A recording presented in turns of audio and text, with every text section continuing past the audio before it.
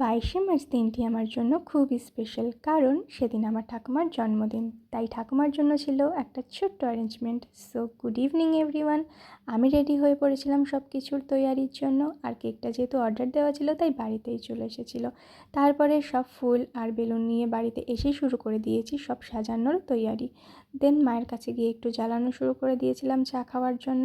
চা খেয়ে আবার মাকে তাড়াও দিয়েছিলাম যাতে পায়েসটা তাড়াতাড়ি বানায়, কারণ তারপরে আমাকে একটু হেল্প করার ছিল।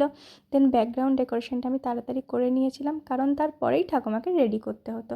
আর আমার ঠাকুমার যেহেতু প্যারালাইসিস, কথা বলা ছাড়া আর কিছুই নিজে থেকে করতে পারে না, তাই ঠাকুমাকে রেডি করাটা ছিল একটু টাফ।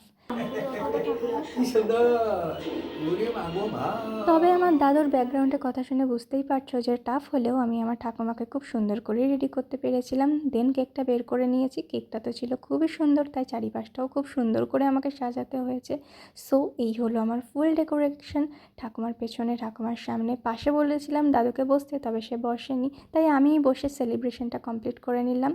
দেন শুনে নেওয়া যাক যে আমার ঠাকুমার কেমন লেগেছে। খুব খুশি হয়েছো? তুমি খুশি হয়েছো?